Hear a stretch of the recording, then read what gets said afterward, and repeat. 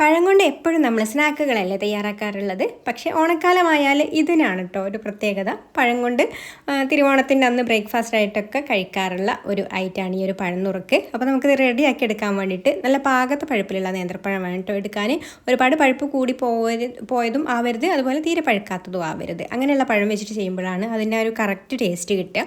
അപ്പോൾ ഞാനിപ്പോൾ എടുത്തിട്ടുള്ള നേന്ത്രപ്പഴം തൊലി കറുത്ത് പോയിട്ടുണ്ട് എന്നേ ഉള്ളൂ കേട്ടോ. പക്ഷേ ഉൾഭാഗമൊക്കെ പാകത്തെ പഴുപ്പിലാണുള്ളത്. അപ്പോൾ എന്നിട്ട് ഈ ഒരു പഴത്തിന് ഇതുപോലെ ഈ ഒരു വലുപ്പത്തിൽ വേണം മുറിച്ചെടുക്കാൻ. ഒരുപാട് ചെറുതായിട്ട് മുറിച്ചെടുക്കരുത്. ഇതുപോലെ ഞാനൊരു പഴത്തിന് ഇതുപോലെ 3 പീസായിട്ടാണ് കേട്ടോ മുറിച്ചെടുത്തിട്ടുള്ളത്. ഇനി നമുക്കിതിലേക്ക് ആവശ്യത്തിന് വെള്ളം ഒഴിച്ചു കൊടുത്തിട്ട് ഇതൊന്ന് വേവിച്ചെടുക്കാം.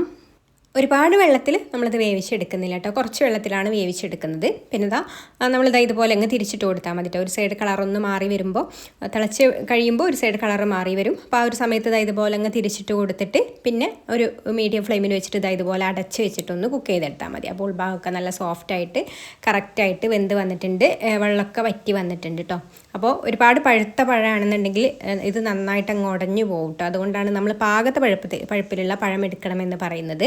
ഇനി നമുക്കിതിലേക്ക് ശർക്കര പാനി, മധുരത്തിന് ആവശ്യത്തിനുള്ള ശർക്കര പാനി ഒഴിച്ചു കൊടുക്കാം. ഞാനിവിടെ ഒരു 3 അച്ച് ശർക്കര ഒരു അരക്കപ്പ് വെള്ളത്തിൽ ഒന്ന് ഉരുക്കി എടുത്തിട്ടുള്ളതാണ് കേട്ടോ. ഉരുക്കിയതിന് ശേഷം അരിച്ചിട്ടാണ് ഇതിലേക്ക് ചേർത്ത് കൊടുത്തിട്ടുള്ളത്.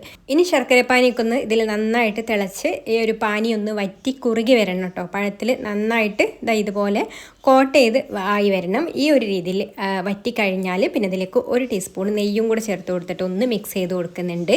ഇനി നമുക്കിതിലേക്ക് അരക്കപ്പ് നല്ല കട്ടിയുള്ള തേങ്ങാപ്പാൽ ഒഴിച്ചു കൊടുക്കാം. തേങ്ങാപ്പാൽ ഒഴിച്ചു കൊടുത്തിട്ടും പിന്നെ ഇതൊന്ന് നന്നായിട്ട് കുറുക്കിയെടുക്കാം കേട്ടോ. ഇതുപോലെ അങ്ങ് ഒന്ന് നല്ലൊരു ഗ്രേവി ടൈപ്പിലാണ് കേട്ടോ ഇത് വരിക. അത് കുറുകി കഴിഞ്ഞാൽ പിന്നെ ഇതിലേക്ക് ഫ്ലെയിം ഓഫാക്കിയിട്ട് ഏലക്കാപ്പൊടിയും ചുക്കുപൊടിയും പിന്നെ നല്ല ജീരകം വറുത്ത് പൊടിച്ചതും കൂടെ ഇട്ട് കൊടുക്കുന്നുണ്ട്. നല്ല ജീരകത്തിൻ്റെ ടേസ്റ്റ് ഇഷ്ടമില്ലാത്തവർ ചേർത്ത് കൊടുക്കണ്ട കേട്ടോ.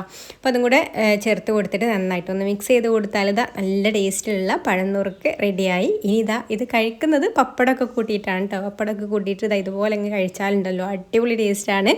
ഇഷ്ടമായിട്ടുണ്ടെങ്കിൽ ലൈക്ക് ചെയ്യാനും ഷെയർ ചെയ്യാനും ചാനലൊന്ന് സബ്സ്ക്രൈബ് ചെയ്യാനും, ഫേസ്ബുക്കിലാണ് കാണുന്നതെന്നുണ്ടെങ്കിൽ പേജ് ഒന്ന് ഫോളോ ചെയ്ത് സപ്പോർട്ട് ചെയ്യാനും കൂടി മറക്കല്ലേ. അപ്പം ഇനി മറ്റൊരു നല്ല റെസിപ്പിയുമായിട്ട് അടുത്ത വീഡിയോയിൽ കാണാം. താങ്ക്